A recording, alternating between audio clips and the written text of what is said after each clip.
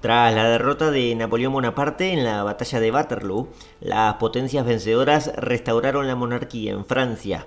El elegido fue Luis Estanislao Javier, sucesor de la línea directa de los Borbones, ya que era el hermano menor del ejecutado Luis XVI y el tío del pequeño Luis XVII, quien había muerto en prisión a manos de los revolucionarios. Luis Estanislao había abandonado Francia en 1791, justo cuando la violencia estaba escalando. Encontró refugio primero en los Países Bajos, luego en Alemania, pero más tarde debió recorrer infinidad de lugares dentro de Europa para escaparle a la avalancha napoleónica. Finalmente recaló en Inglaterra, en una tranquila casa de campo. Allí pensó que pasaría sus últimos días, ya que además sufría de obesidad y de una avanzada gota que le impedía caminar, que lo obligaba a moverse en silla de ruedas. Sin embargo, al final, Napoleón fue derrotado. El Congreso de Viena, orquestado en 1814 por las monarquías vencedoras, Gran Bretaña, Prusia, Austria y Rusia, fue la base de legitimidad que convalidó la restauración. Hoy en Historiópolis vamos a conocer la historia de Luis XVIII, su juventud en una época absolutista, su largo y sufrido exilio por Europa tras el estallido de la Revolución y la restauración borbónica final, que lo terminó depositando en el trono de Francia.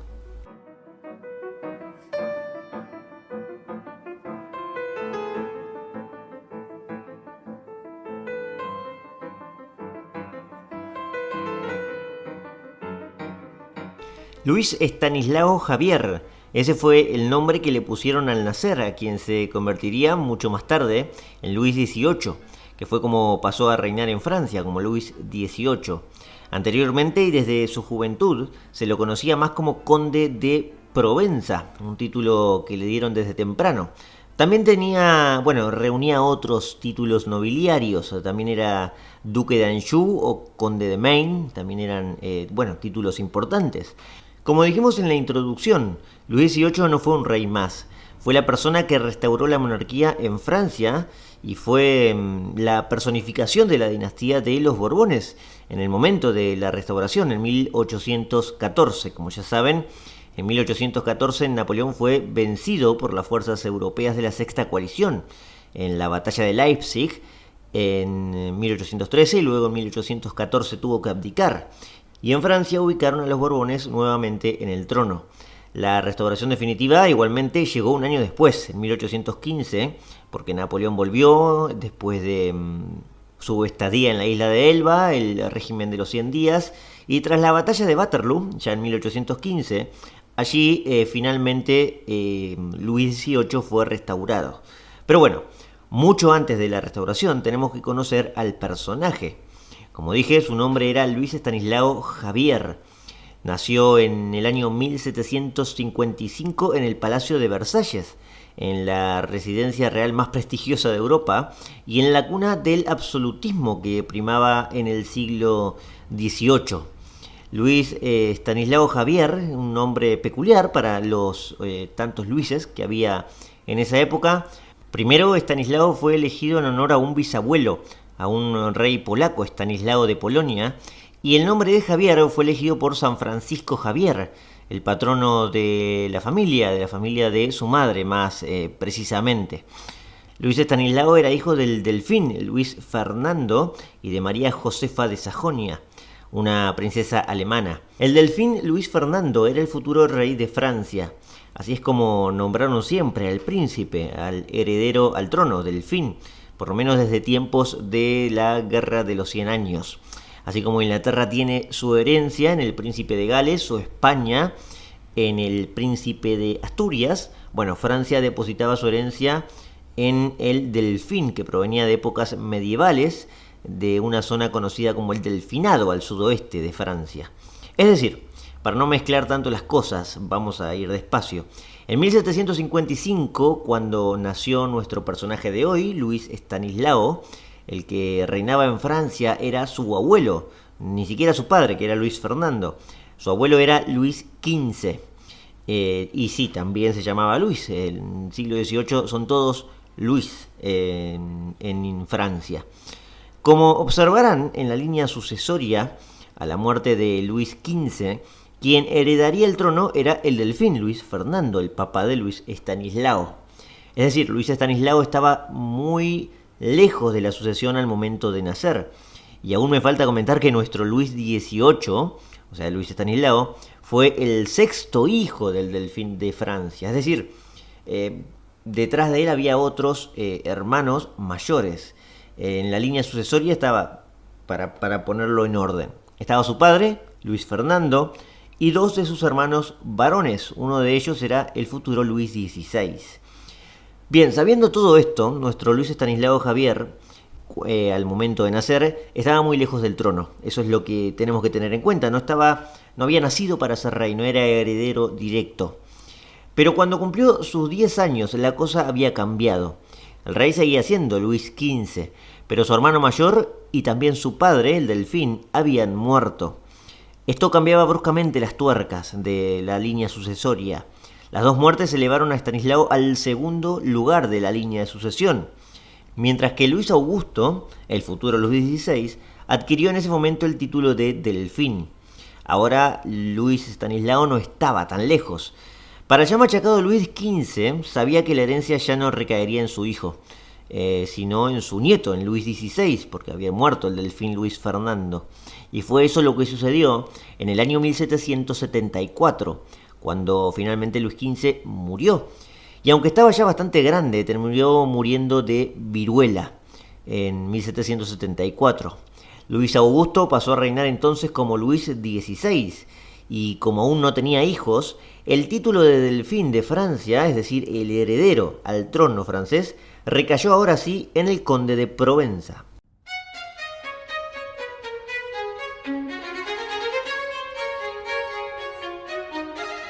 De repente, el conde de Provenza, o sea Luis Estanislao, pasó a estar a tiro de la corona, pero eso terminó durando poco, igualmente. En 1781, es decir, 7 años después de la llegada al trono de Luis XVI, la reina de Francia, también una princesa alemana, la conocida María Antonieta de Habsburgo, finalmente dio a luz a un varón y 4 años después tuvo a otro varón más, por lo que aquí entonces el conde de Provenza pasó a estar bastante relegado. Había perdido el título de delfín, evidentemente, en el primogénito de Luis XVI. Luis Estanislao también tenía sus problemas maritales, vamos a decirlo de esta manera. Tal como le había ocurrido a Luis XVI, que había sido objeto de burla constante por sus detractores, que no podía concebir un hijo con su esposa, María Antonieta. A su hermano menor, a Luis XVIII, le sucedió algo muy parecido. Tuvo muchos problemas para concebir con su esposa, con quien jamás tuvo una muy buena relación. La esposa de Luis Estanislao era una princesa de la casa de Saboya, una familia italiana de la región del Piamonte.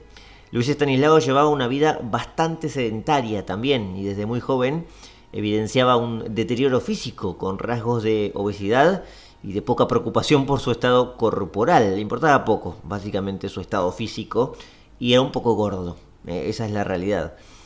Bueno, lo pueden buscar en los retratos varios que hay de Luis XVIII, no en el trono, sino desde joven también.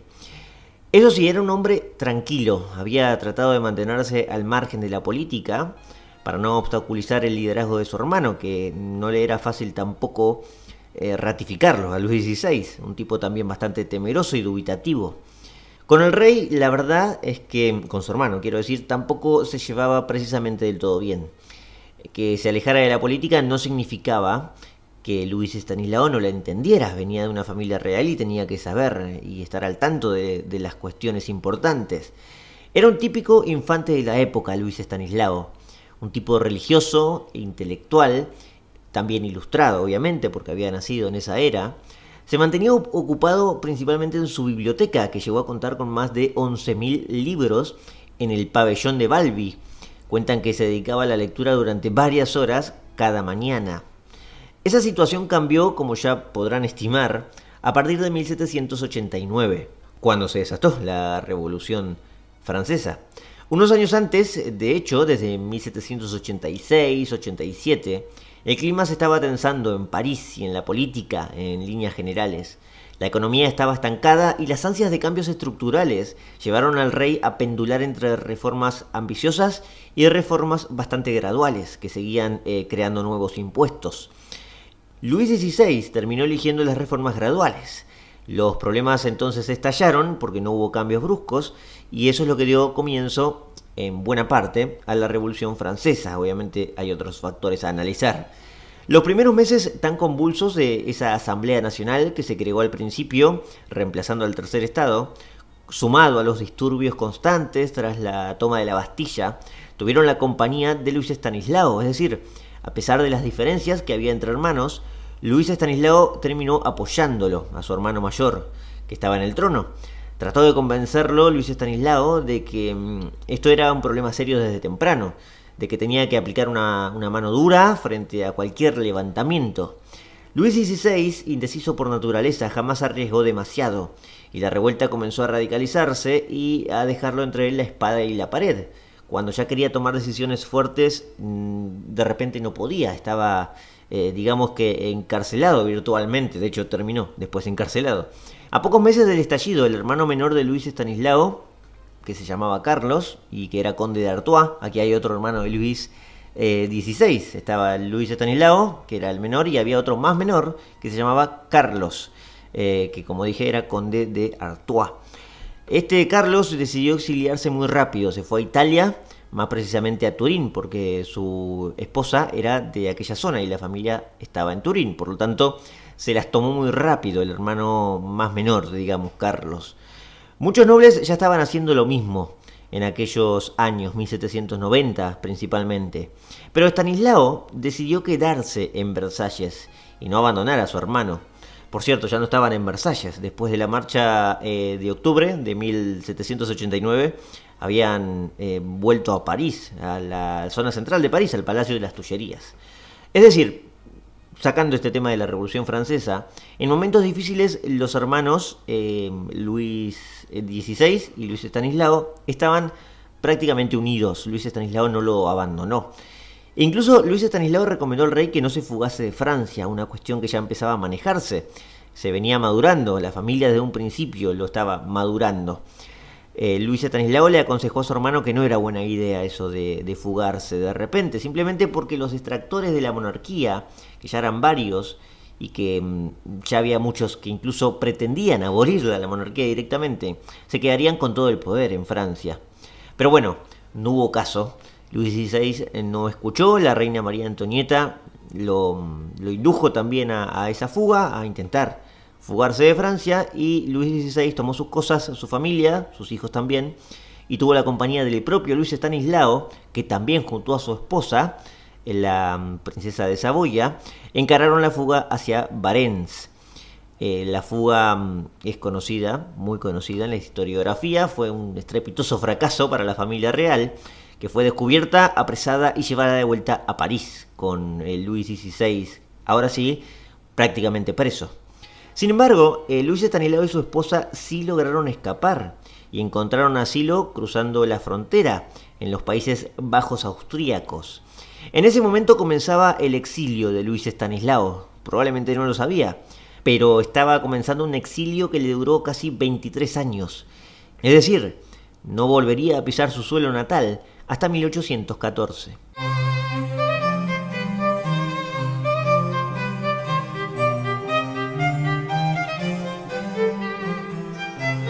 La violencia aceleró brutalmente tras el intento de fuga. En 1792, pasó todo junto. Llegaron los girondinos al poder, crearon la Convención Nacional, que reemplazó a la Asamblea Nacional porque fue mucho más radical. Le declararon la guerra a Austria, la Austria de los Habsburgo, y finalmente abolieron la monarquía. Para cerrar con broche de oro el papel de los girondinos que habían llegado en 1792, en enero de 1793 ejecutaron al mismísimo rey, a Luis XVI. Esto tiene un capítulo especial en Historiópolis, se llama La muerte de Luis XVI o la ejecución de Luis XVI. Lo grabé a principio de este año. Y bueno, por cierto, después de eso tienen la saga de la era napoleónica que también pueden escuchar, que también grabé con Jorge Ariel Vigo. La pueden escuchar ahí en YouTube, tienen todos los capítulos. Volviendo al asesinato o a la ejecución de Luis XVI, mientras esto ocurría, Luis XVIII había encontrado refugio en Coblenza, en una importante ciudad alemana en el sur, a orillas del río Rin. Recibió con mucho estupor la noticia de la ejecución de su hermano, como no podía ser de otra manera. Pero también recibió con estupor la muerte de su sobrino, el hijo y heredero de Luis XVI, que murió preso de los revolucionarios con apenas 10 años.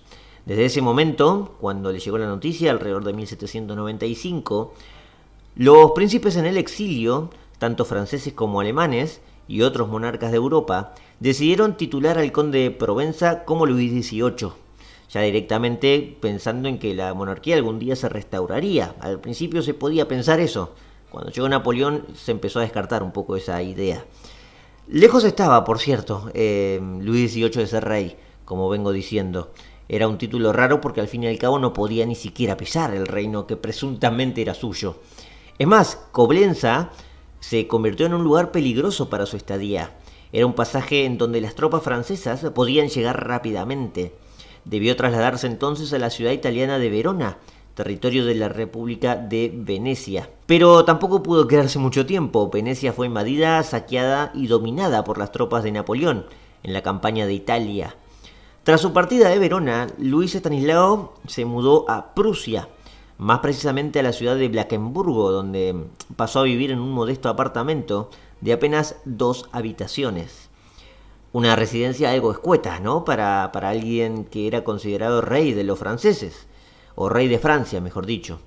Tampoco duró mucho allí, evidentemente. Prusia era un reino muy influyente en los asuntos alemanes, venía con una historia militar bastante prestigiosa, pero por el momento se mantenía neutral y hasta en una especie de pacto amigable de no agresión con Francia.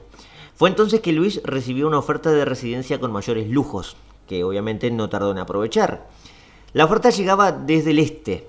El zar de Rusia, Pablo I, le ofreció el Palacio Jihlava, ubicado hoy en la actual Letonia, que hoy no es Rusia, es un país independiente de Rusia. Luis accedió con mucho gusto. Un palacio ruso sí valía la pena para un monarca exiliado. Pero bueno, tampoco duró mucho allí. El zar Pablo empezó a entablar negociaciones con Napoleón, que ya era primer cónsul, alrededor del año 1801. También hacía mucho frío por allí, por esa zona de los países bálticos. Así que bueno, Luis se marchó, empacó sus cosas y volvió a retirarse de su hogar. Volvió a recalar en Prusia, otra vez. Pero en este caso más al este, no en Blankenburgo, sino en la ciudad de Varsovia, hoy capital de Polonia. Varsovia había sido entregada a Prusia en la partición de Polonia, que había tenido lugar unos años antes. Prusia, como saben, finalmente tuvo que dejar de ser neutral, porque las tropas de Napoleón pasaban constantemente al lado del territorio prusiano y el rey Federico Guillermo III le terminó declarando la guerra. Abandonó esa neutralidad de casi 10 años y desafió en 1806 a las tropas napoleónicas.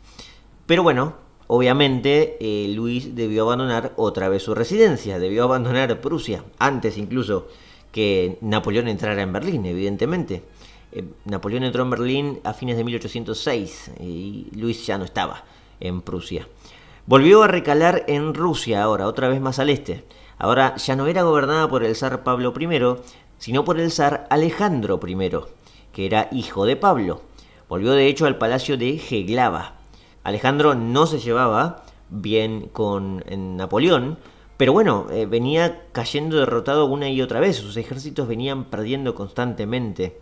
Así que de vuelta, una vez más, el lugar no era seguro para Luis, para el Borbón y para el reclamante del trono. Fue entonces que surgió la oferta inglesa, que fue la que terminó de convencer a Luis y donde ya se terminó refugiando hasta la restauración.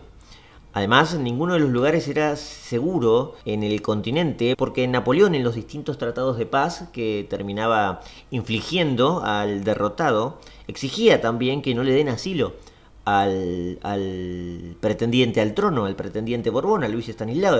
Evidentemente, Napoleón ya se había proclamado emperador después de 1804 y no podía haber a alguien, digamos, amenazando su legitimidad, que no era mucha, era a punta de pistola, pero bueno, Por eso necesitaba que no le brinden asilo.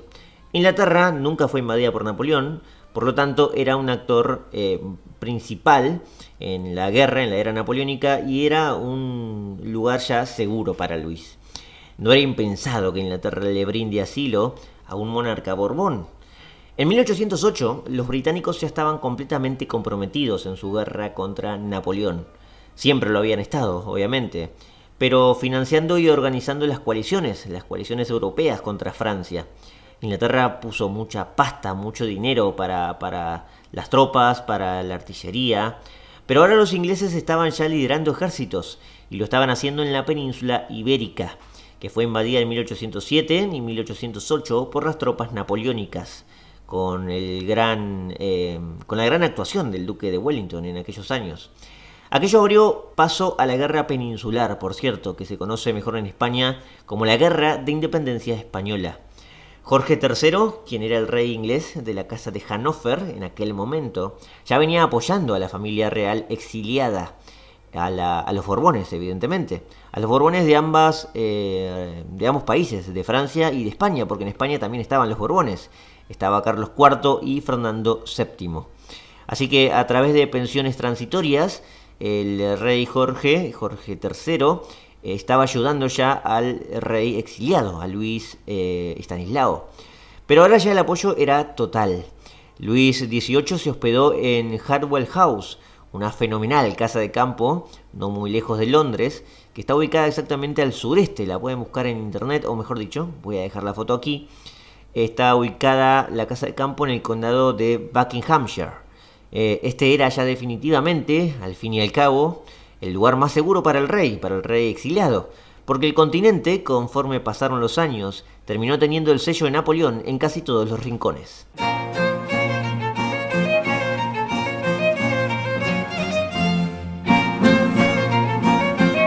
Luis XVIII se dio cuenta más temprano que tarde que Francia ya no aceptaría volver al antiguo régimen.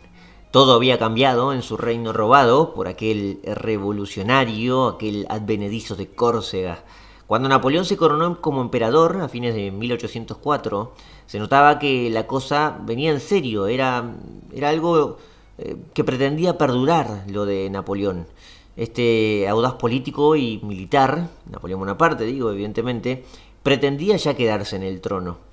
El imperio además se vanagloriaba de tener una constitución, el imperio de Napoleón, y de haber ordenado las finanzas y de ser algo bastante distinto a las monarquías del antiguo régimen.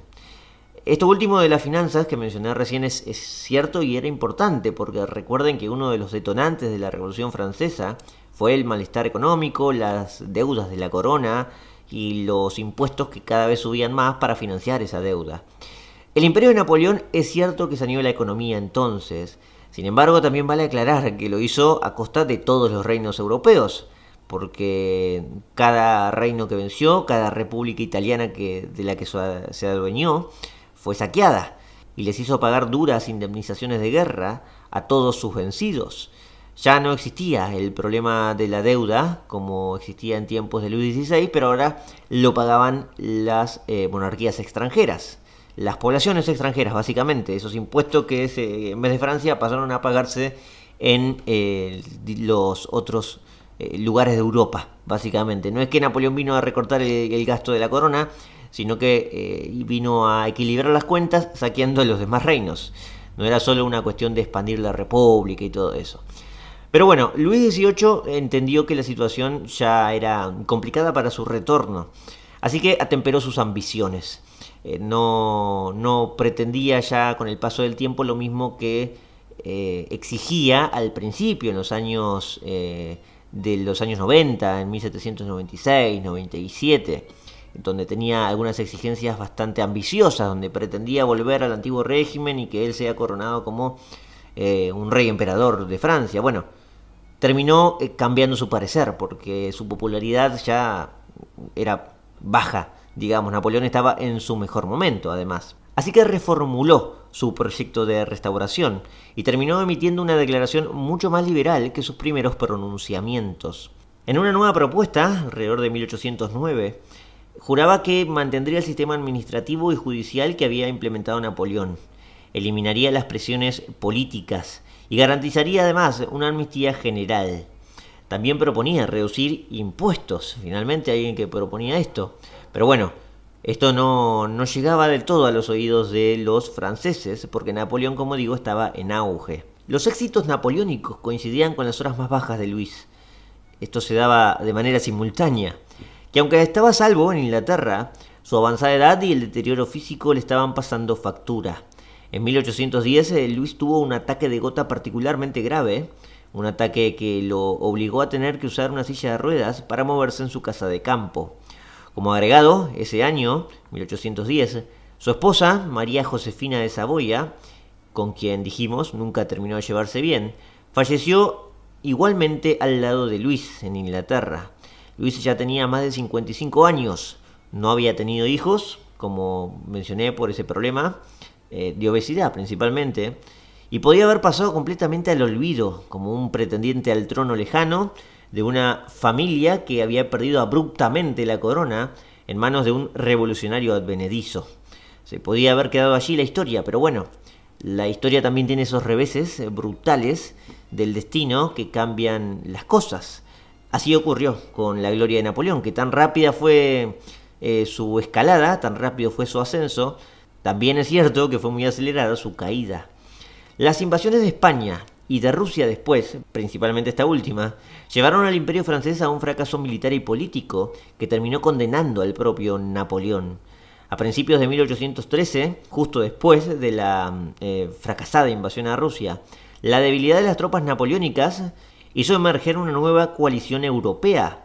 Esta vez fue la sexta coalición, y esta sí fue finalmente la que terminó venciendo.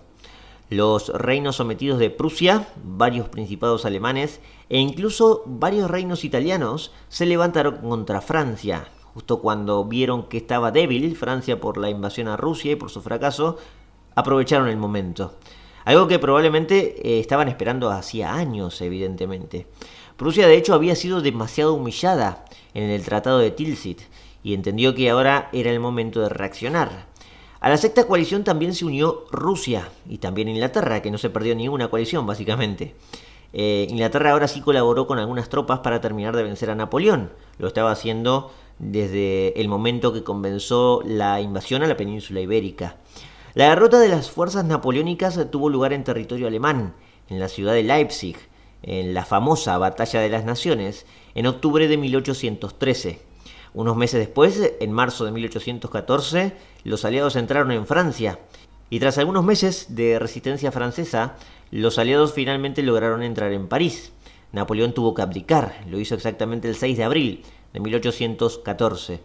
El triunfo de los aliados ya tenía todo arreglado en caso de victoria, que era restaurar a los Borbones en el poder. Ya no solo en Francia, eso seguro, también en España. A Luis Estanislao, finalmente, a sus ya casi 60 años, se le cumplió el reclamo.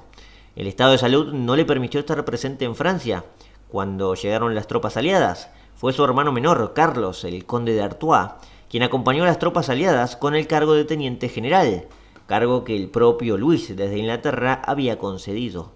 Ahora solo faltaba el arribo del rey restaurado, Luis Estanislao, ya como Luis XVIII, que llegó a París el 3 de mayo de 1814. La situación interna no era para nada fácil. Las promesas de Luis de mantener un sistema similar al de Napoleón no se cumplieron del todo, no al principio por lo menos. El Senado Consultivo, uno de los órganos legislativos más importantes de Napoleón, que aceptó de buena manera la restauración, había ofrecido una nueva constitución. Se la había ofrecido al nuevo rey, a Luis XVIII. Pero el nuevo rey no quería saber nada de eso de una constitución, y tenía sus buenos motivos, ¿no? Recordemos que así había empezado la historia de su hermano, permitiendo una constitución liberal y que, bueno, terminó finalmente bajo la cuchilla. De todas formas, Luis encontró la manera de calmar los ánimos y otorgó una carta real, finalmente una especie de constitución, que se conoció como la Carta de 1814. Se formalizó, sí, una legislatura muy parecida a la de Napoleón, compuesta por una cámara baja, donde para tener un escaño había que pagar, y luego ser elegido por una pequeñísima base electoral, para que se entienda que democracia todavía no existía. Y una cámara alta había también, de nobles, que serían elegidos por el monarca, una especie de la Cámara de Lores de Inglaterra. Por supuesto, era a título hereditario. En parte, sí es cierto que se volvía al modelo anterior, al antiguo régimen, por eso es que se llama restauración. Se anularían todas las confiscaciones de propiedad, un punto importante para volver a otorgarle autoridad a la aristocracia. Se garantizaba la libertad de culto, aunque el catolicismo iba a ser la religión oficial de Francia. La restauración fue popular en un principio, porque al fin y al cabo significaba volver a la paz después de 20 años de guerra, de casi 25 años de guerra. Pero a los pocos meses surgieron los problemas. Luis XVIII no era un líder popular, no era un líder carismático, enérgico, ni mucho menos belicista como Napoleón, nada que ver. A todo esto, Napoleón fue exiliado en una isla del Mediterráneo, en la isla de Elba, y custodiado de una forma, digamos, bastante light. El ejército francés se había convertido en la gran piedra en el zapato para Luis, para los Borbones restaurados. De hecho, nunca apoyaron del todo la restauración. Y para colmo, una de las primeras medidas de Luis fue recortar el presupuesto militar, que implicaba el 55% del gasto del gobierno. Desde la isla de Elba, Napoleón recibía las noticias de que el reino era precisamente popular y que estaba poco a poco reinstaurando el antiguo régimen. Como dije recién, la custodia de Elba no era nada demasiado rígido, así que Napoleón logró escapar. Desembarcó a principios de marzo de 1815 en el sur, cerca de la ciudad de Niza. Los ejércitos realistas dirigidos al sur para detenerlo, por orden del rey, como era fácil de prever, ya saben qué ocurrió, evidentemente, cambiaron de bando y se pusieron del lado del antiguo emperador. No vaya a ser cosa que se queden en un rey que no les pagaba o que les recortaba el sueldo. Bueno, en apenas un año Napoleón había regresado. Acababa de empezar el régimen de los 100 días.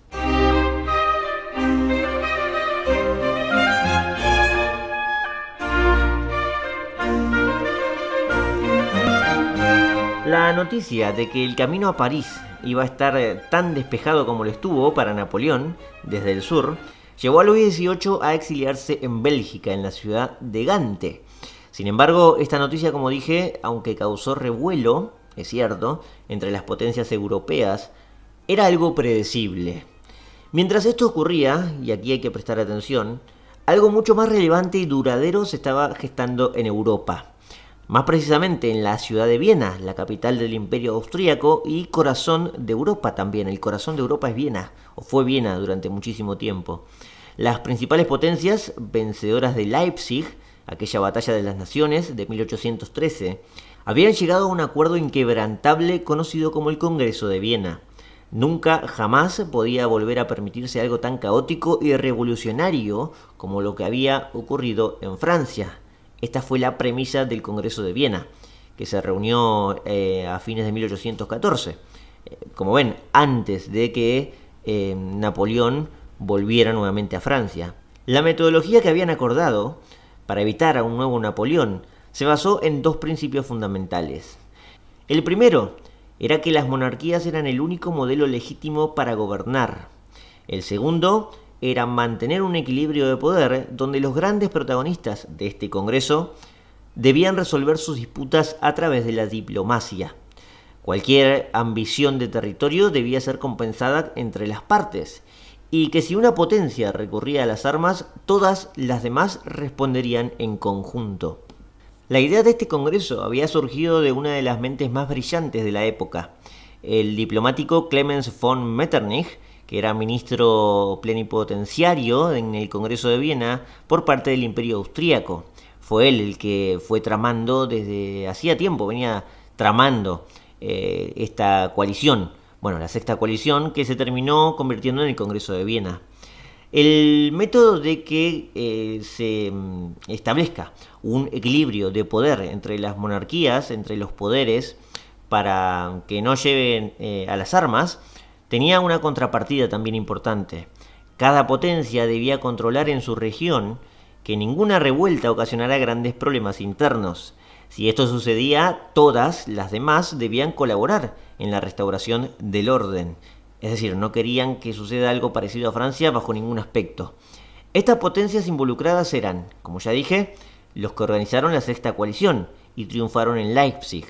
Eran precisamente 4 al principio. Austria, evidentemente, el Imperio Austríaco, con Clemens von Metternich a la cabeza. Rusia, la Rusia del zar Alejandro I. Gran Bretaña y Prusia, que fue muy importante en la victoria de Leipzig y luego lo sería en Waterloo. Curiosamente, la diplomacia de Luis XVIII, manejada por el ex ministro napoleónico Talleyrand, convenció al Congreso de Viena de que Francia debía ser parte de ese equilibrio porque ahora estaba restaurada. Y así lo consiguió. Francia terminó de equilibrar la balanza europea para que sus protagonistas no tuvieran recelo entre ellos, porque no significaba que estas potencias se llevaran del todo bien. Simplemente se sentaron en una mesa para dialogar y mantener o restaurar la paz en Europa. La presencia de Francia ayudaba a contrarrestar los poderes de Prusia o de la propia Rusia, que pretendía expandirse. De hecho, eran quizás los dos protagonistas que más ambicionaban en el continente, nuevos territorios. Gran Bretaña también, por supuesto, pero más en el mar. Pero bueno, este tablero de ajedrez que se estaba construyendo en Europa es el que va a recibir la noticia del regreso de Napoleón, que por supuesto volvió para desafiar otra vez a todas las monarquías. Y aunque obviamente prendió todas las alarmas en Viena, la alianza europea estaba más que consolidada para enfrentarlo. Y así fue que lograron vencerlo, ya de forma definitiva en Waterloo, el 18 de junio de 1815.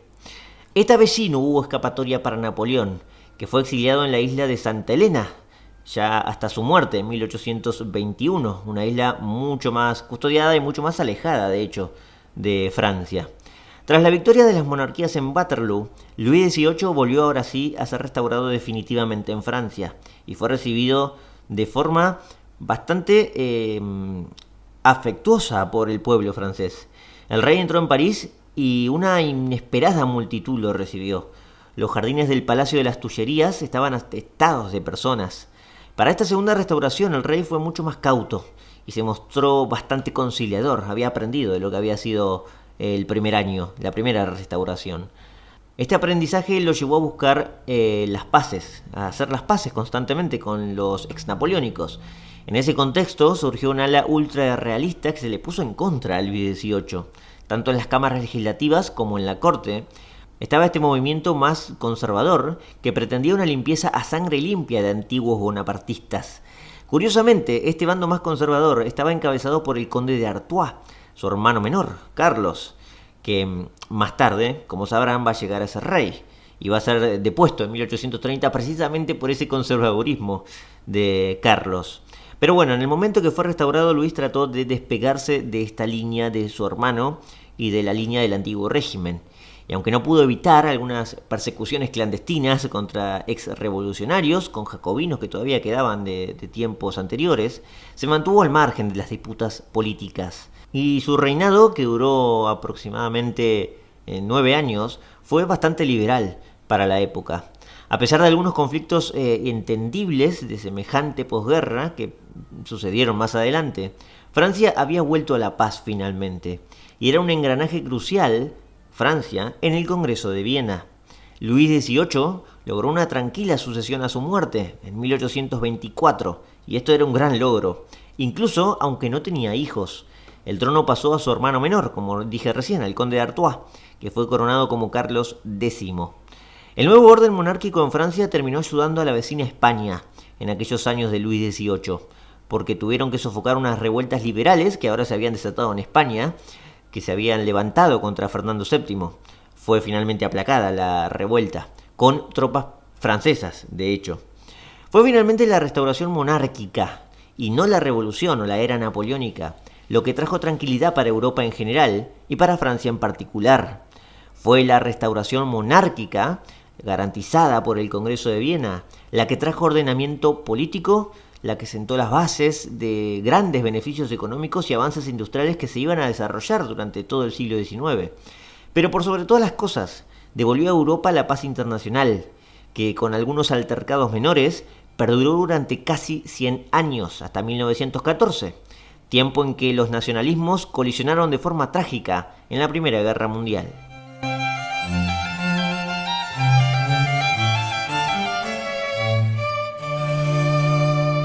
Muchas gracias por escuchar este capítulo sobre la restauración monárquica de los Borbones en Francia, a la cabeza de Luis XVIII. Si les gustó, los invito a que le den like al episodio, a que se suscriban en YouTube y a que me dejen sus comentarios. Nos estamos despidiendo aquí y encontrando la semana próxima en un nuevo capítulo de Historiopolis.